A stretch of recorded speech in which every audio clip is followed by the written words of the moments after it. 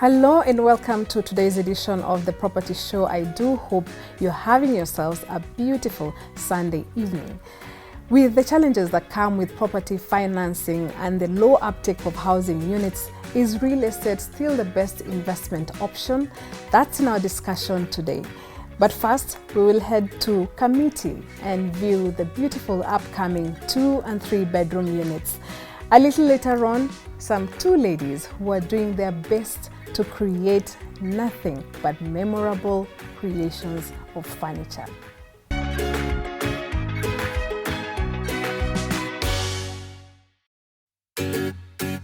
Located about 14 kilometers from the CBD and within Kiambu County, the serene upcoming Richland Point apartments are just a 2-minute walk to the Kamiti GK prison. The gated community comprises of 248 apartments sitting on 5.6 acres of land. 80 of them are 2-bedroom and 168 are 3-bedroom, with options for double master en suite or the cool Jack and Jill typologies.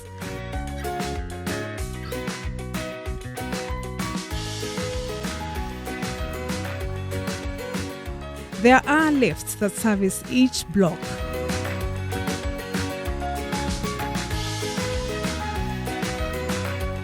Each of the 3-bedroom apartments has a spacious living room with a large window that leads to your private balcony. Ceramic tiles, high ceilings, and high-quality doors are just some of the features that define the living space.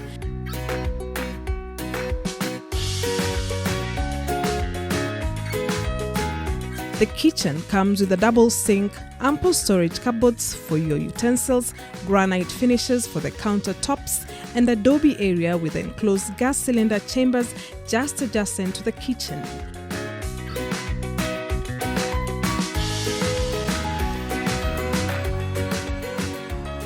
A shared hand-washing basin with a mirror is provided on the corridor for use by your guests.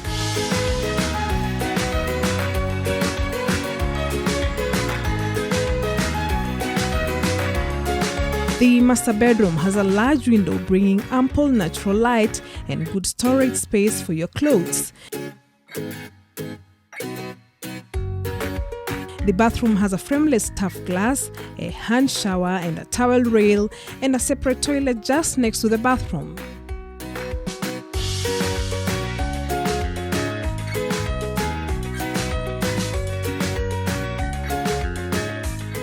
In the compound, there will be provision of 1.5 parking spaces for each of the apartments. And the most unique feature of this project is the design of the car park, where each space will be facing the perimeter walls. This will ensure that there will be no interferences within the compound, but instead plenty of green spaces for the families to enjoy. The shared amenities will include a swimming pool, a spa, and a gym adjacent to the property, and the developer has made provision for a supermarket. A backup generator will be on site for emergency use in all the common areas, masonry perimeter wall with the electric fencing, while a 24-hour guard will man the gate. Kiamumbi Police Station, the Pioneer Nova, the Wood Creek schools are just in the vicinity. These apartments will be ready for handover by early December, and from a cash price of 7.8 million, you can be the next owner of these amazing apartments.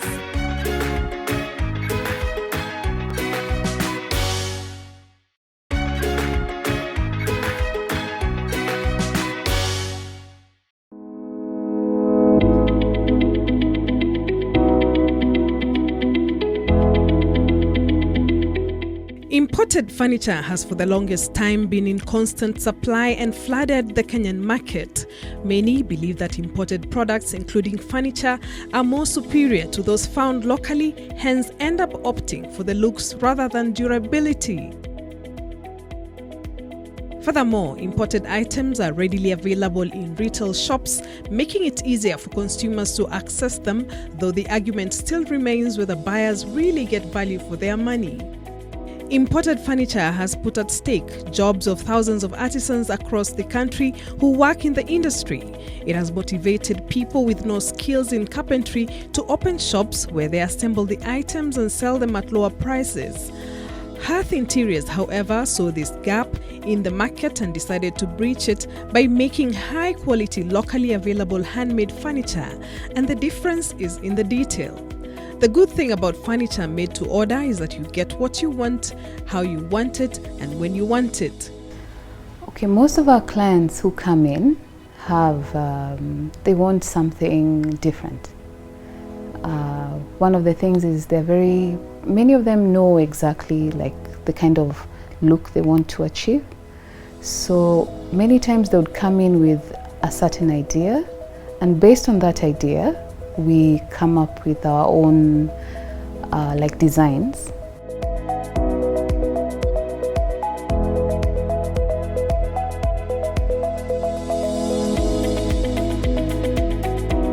Lack of raw materials is a major challenge, though, for the local manufacturers. Coir is the coconut fiber, and a long time ago people used to use like animal hair, like horse hair. Like if you get very old furniture, sometimes you'll find that it's stuffed with horse hair. The reason why people did that was to create a level base so that your springing remains firm and in place. We use solid timber. One reason being solid timber is very hardy, and it's hardy, durable, and it is workable. Yeah, it's easy to work with, and also it's easy to repair, because if something goes wrong, like for example, like the leg breaks, it's very easy to replace the leg if it's been done in timber. We try to use very good quality foam that keeps its density over a long period, because there are different categories, there are different grades of foam. So, and the reason being is that we want our furniture to look as good as new 5 years, 10 years down the line. And then also, if, for example, anything goes wrong, you could always bring it back and we repair. The good thing about using such materials is that they're repairable, as opposed to materials that are, once certain materials, like let's say MDF. If you use MDF, once it is damaged, you can't repair MDF.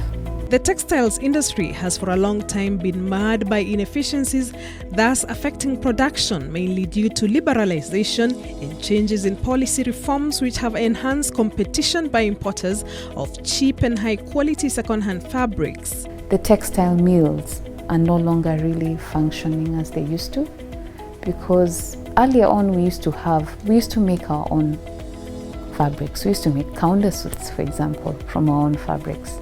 So from our own materials, that is. So when we let something happen and we no longer have that supply chain that is complete, that you can get readily available cotton to the factory, which is milled and supplied. I think we have a few, but it's not in a big enough scale. The government's ban on timber harvesting in all public and community forests to allow reassessment and rationalization of the entire forest sector has affected the production of raw materials. We had a lot of timber, we harvested it, but we didn't replace it, you see. So that's the problem. If you want something, you have to keep on.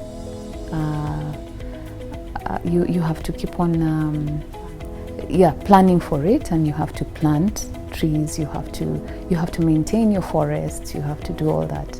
So that is the reason why.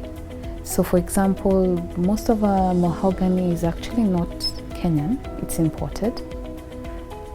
Some of the timber like cypress is local, but at the moment there are issues with there's a ban and all that, but yeah, so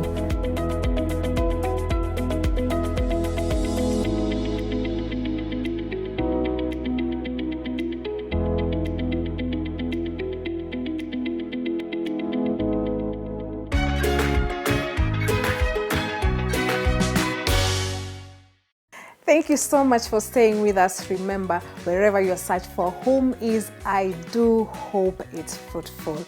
And also, check out Hearth Interiors. They're located on Modidi Road, right here in Westlands, Nairobi. After the break, our discussion on the real estate outlook. You don't want to miss that.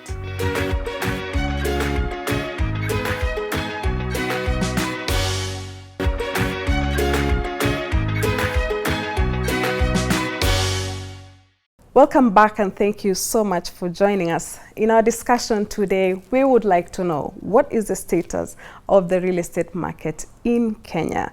And to help us with this discussion is Nelson Ashitiva, partner at Nelson and Ashitiva Advocates. Karibu sana. Thank you. And thank you for your time. Thank you. So someone said, like the fabled elephant and the blind man who sought to describe it by touching it, so is this state of real estate market in our country, and it depends so much on who you ask. What's your take on that? I agree with that, there are various diverse interests in the real estate sector.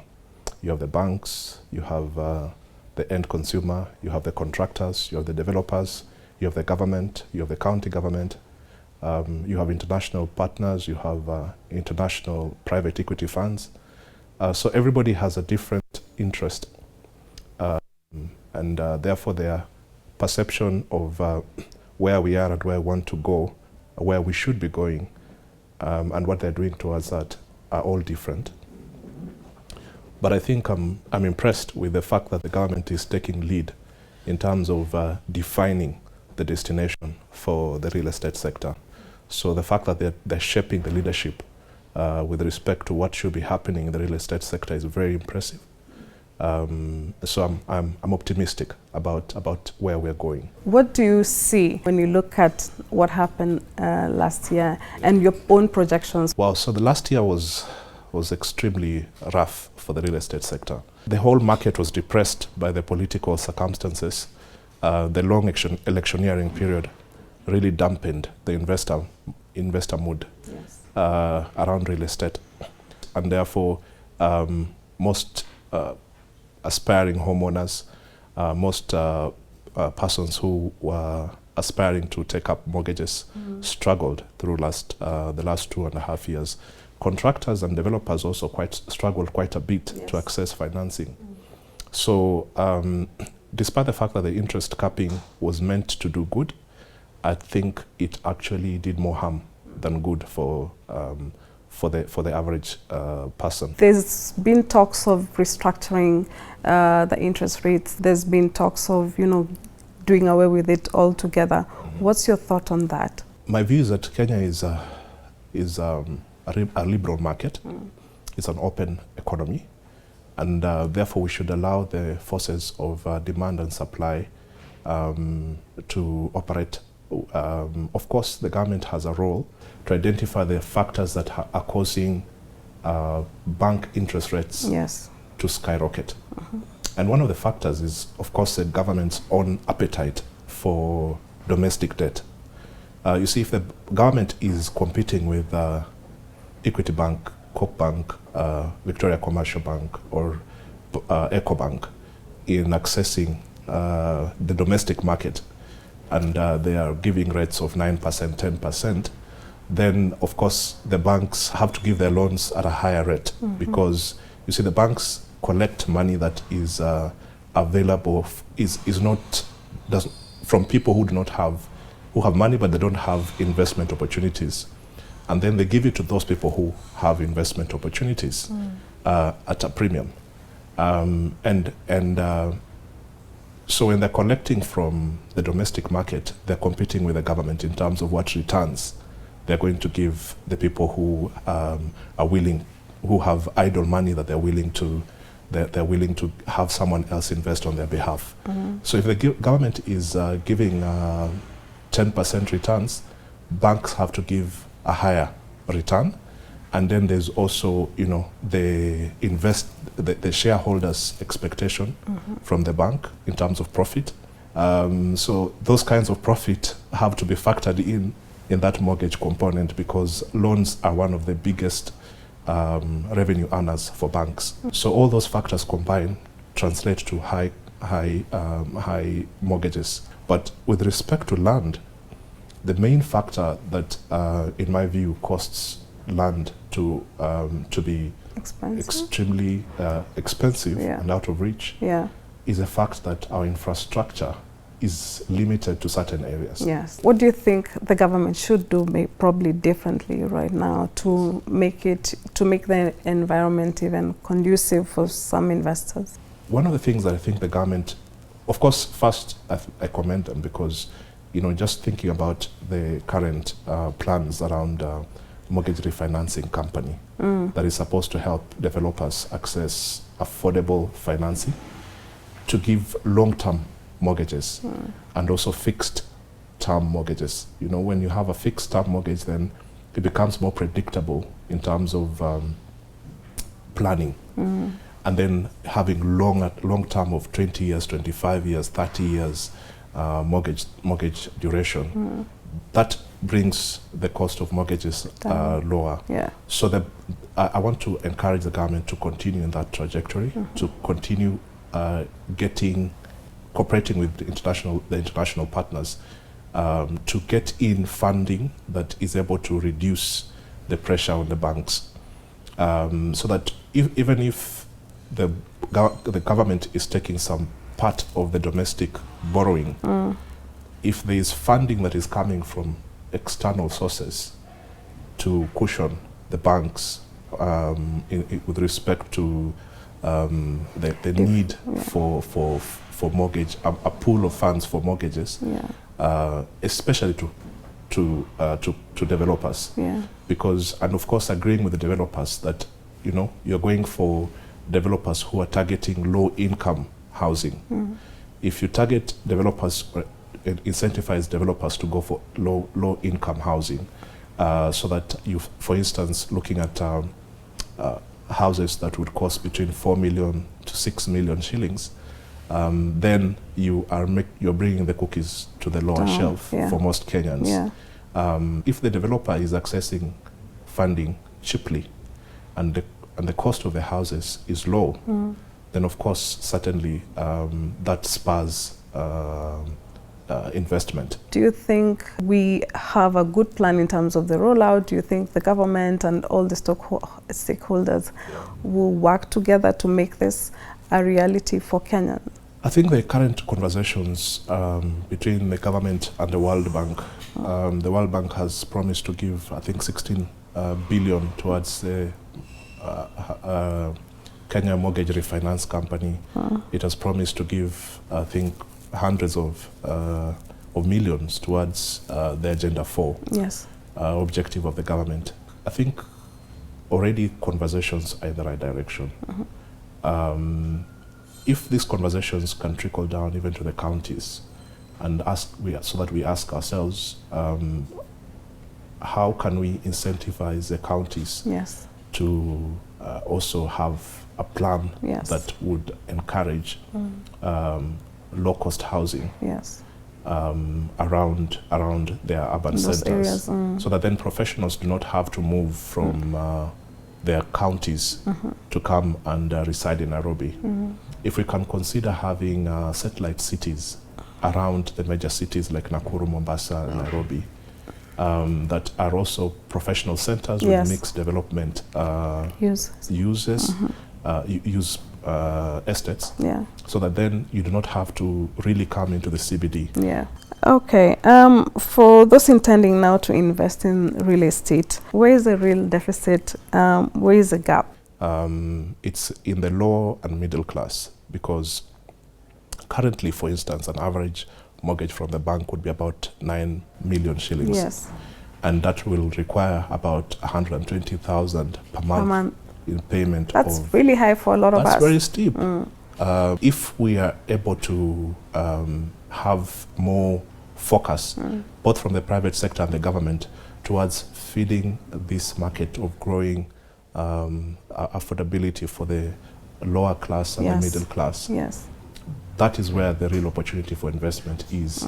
We are seeing more dynamic thinking towards real estate. Includes hospitals, Yes. includes shopping centers, Yes. includes schools, Yes. nursery schools.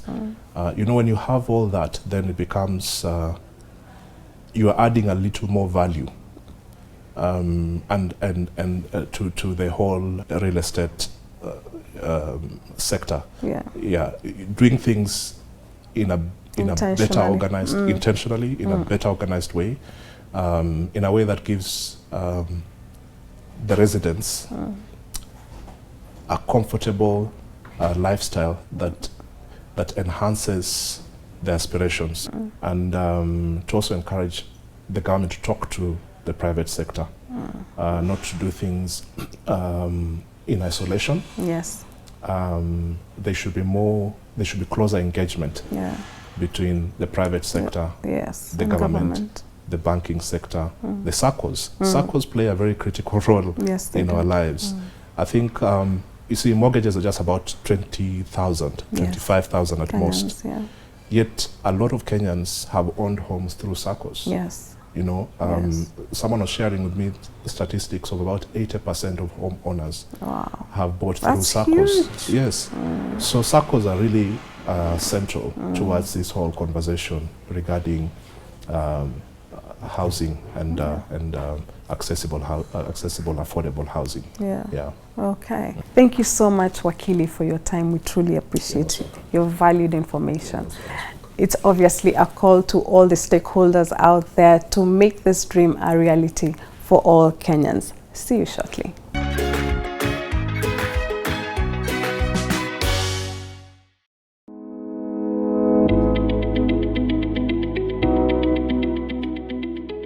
My land is sitting on 0.045 of an acre, which is an eighth of an acre.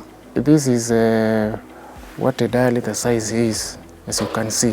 2014 in February, it was 2.5 million. Now, because you know, the demand has really grown up, it's now approximately 4.5 million now. It took me long because you know, the savings I had got exhausted on the way, and I had to depend on borrowing from friends, not from banks, because the banks are now, as you may have recalled, the banks are not offering loans on home buyers, because at times there is no proper catchment on customers, especially on rentals. The rental value is now very low. Well, I decided to buy land here because, number one, it's central place to town. I just connect to Mombasa Road. When I am going to Thika, I connect to the Eastern Bypass.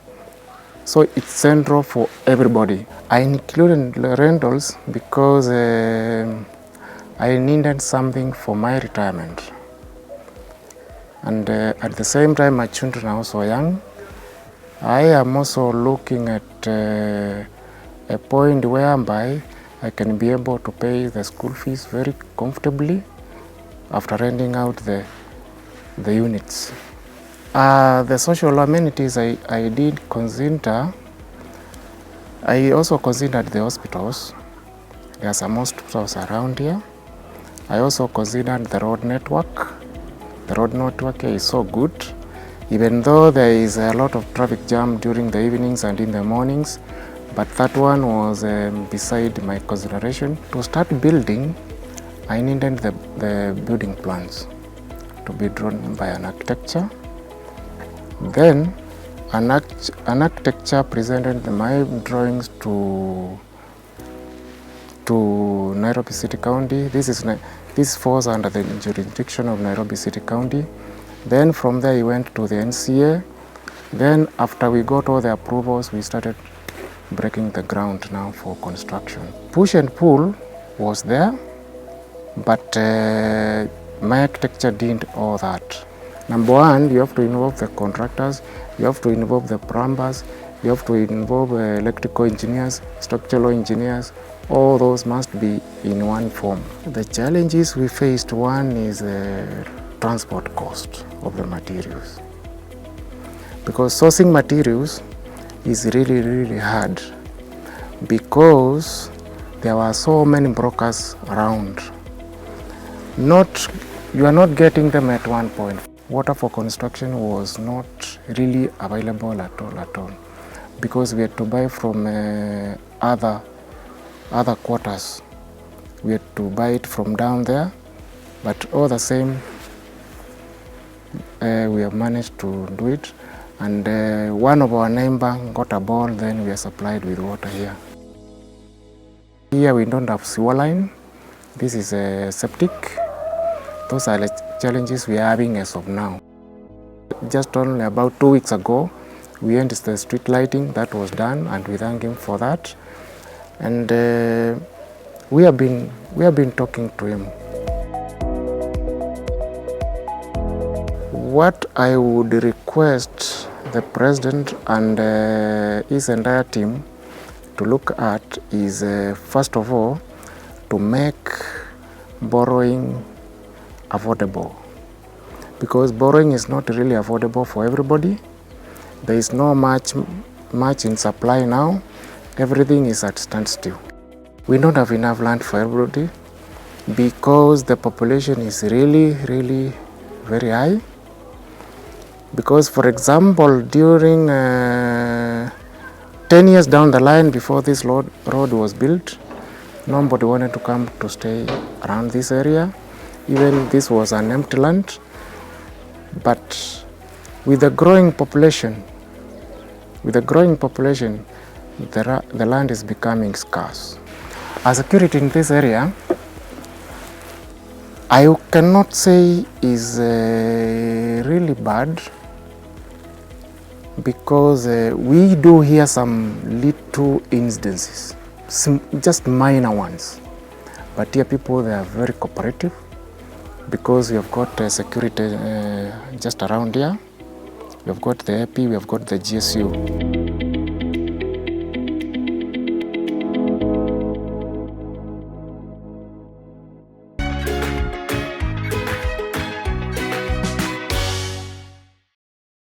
That's all the time we had for you this lovely evening. Thank you so much.